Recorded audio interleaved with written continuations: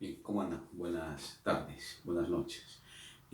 Vamos a ver el motor asincrónico monofásico. Para potencias chicas, pequeñas, hasta un HP, un H 1,5 HP, se utiliza el motor asincrónico monofásico. Es el que tengo dibujado esquemáticamente. Pero, ¿cuál es el problema o la diferencia de este motor respecto al motor trifásico? En este motor no se genera una onda magnética giratoria. En el trifásico sí, pero acá no se genera esa onda giratoria.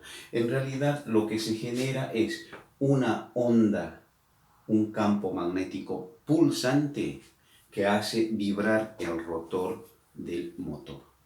Ahora, matemáticamente, por el teorema de Maurice, teorema de Maurice Leblanc, deben ser seguramente franceses o algo parecido, se puede demostrar que esa onda pulsante se descompone matemáticamente, reitero, en dos ondas giratorias. El problema es que esas dos ondas giratorias tienen sentidos contrarios, es decir, una gira en un sentido y la otra gira en otro sentido. Por tanto, ¿qué pasa con esas dos ondas giratorias? Una ejerce un momento, un torque sobre el rotor del motor en un sentido y la otra ejerce un momento, un torque sobre el rotor en el otro sentido. Es decir, más o menos tengo esto así, ¿sí? Voy a tener esto así. Este es el torque y este es el resbalamiento y tengo una onda así aproximadamente y la otra onda viene así aproximadamente. Si yo hago composición de estas dos ondas, la voy a poner en otro color. Esto aproximadamente viene así, ¿eh? Por tanto, esta es la onda que se reparte, que gira en un sentido y en otro sentido, y esto es lo que provoca que el rotor no gire, lo que hace es vibrar.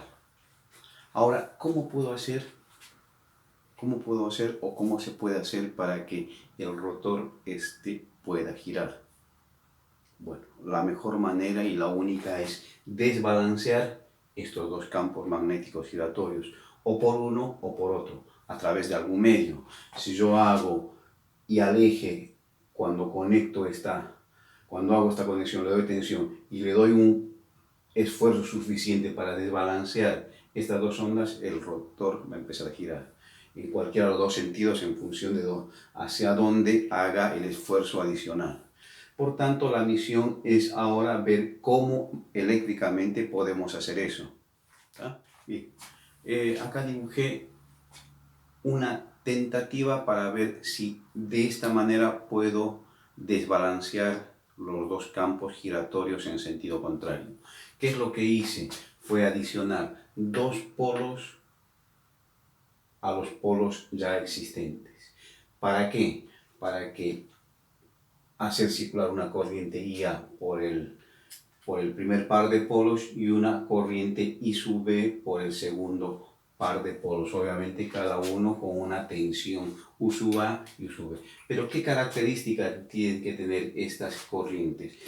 I sub A tiene que estar adelantada, tiene que ser igual a I seno de WT más pi medios. ¿Ah? E I sub B tiene que ser igual a I seno de WT. Si yo dibujo estas dos corrientes, lo voy a hacer acá. Vamos a dibujar acá. Este es mi eje de coordenadas. I sub A. ¿Ah? E I sub B.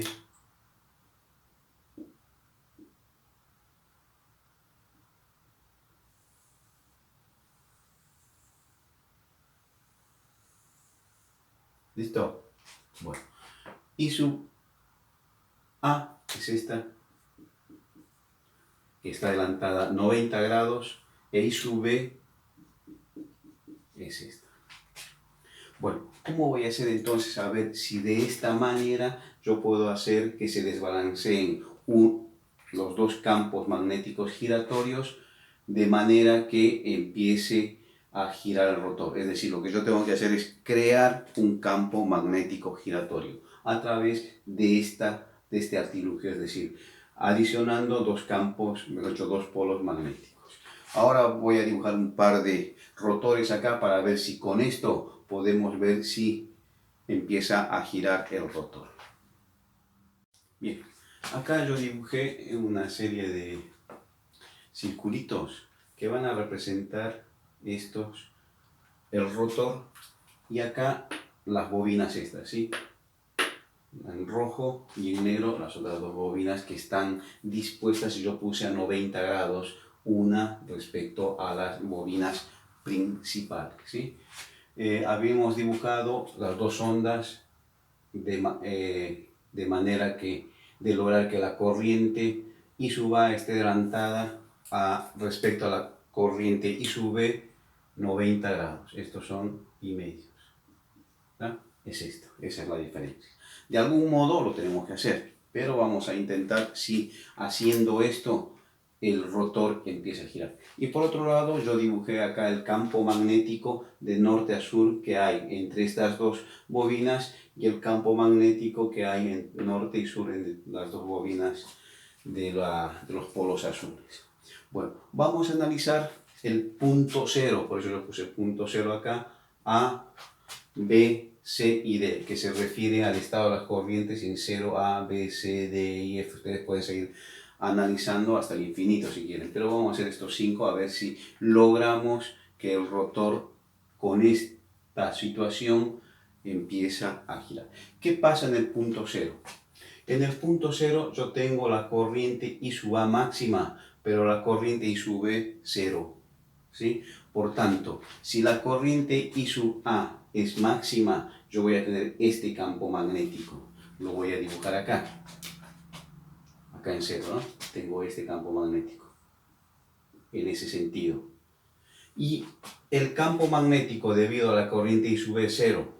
Pasa nada. Por tanto, yo voy a tener un campo magnético así en ese instante. Voy al segundo instante, al punto A. En el punto A, en el instante A, esto es tiempo, voy a tener que los dos campos son positivos. Yo voy al punto B, por tanto voy a tener que esto es positivo debido a esto, y el otro también es positivo. Lo voy a dibujar en azul. Es así, ¿verdad? Vectorialmente lo voy a dibujar en negro. Voy a tener una resultante en este sentido. ¿Estamos bien? Voy ahora al tiempo B. En el tiempo B la corriente IA es cero, es decir, yo voy a ir acá, es decir, estas dos bobinas no me van a generar ningún tipo de campo, pero sí me va a generar un campo la corriente IB. Por tanto, yo voy a tener acá y solamente voy a tener la resultante esa nada más. Bueno, acá si yo voy dibujando al lado de cada una de estas corrientes la resultante de la primera va a ser acá porque es una sola, la resultante de la otra es acá, que es de la composición, acá se va a sobreponer, va a haber una sola resultante, y ya estamos viendo cómo empieza a girar un campo magnético en el sentido antihorario. Si analizamos el punto C, vemos que IB es positiva, cuando tenemos IB, tenemos que hacerla en este sentido, e IC es negativa, por tanto esto va hacia arriba. Habíamos dicho que positiva era acá, pero como es negativa va hacia arriba. ¿Cómo va a ser la resultante? Va a ser una cosa de este tipo. Bueno, acá ya se nota mucho más, ¿no? El giro de la onda giratoria, valga la redundancia, en un motor monofásico asincrónico. En un primer instante estaba acá, después vino acá, pasó a esto y acá tenemos la resultante. Y si analizamos el punto D, vamos a ver que la corriente IB es cero, por tanto acá yo no tengo ningún tipo de campo, y la corriente IA es negativa totalmente, por tanto tengo este campo magnético en este sentido y mi resultante será ese mismo campo magnético. Ahora sí se puede ver que esto está empezando a girar. Y ya sabemos que si hay un campo magnético giratorio que rodea un rotor cortocircuitado tipo jaula de ardilla o bobinado si quieren, el rotor va a empezar a girar en forma asíncrona.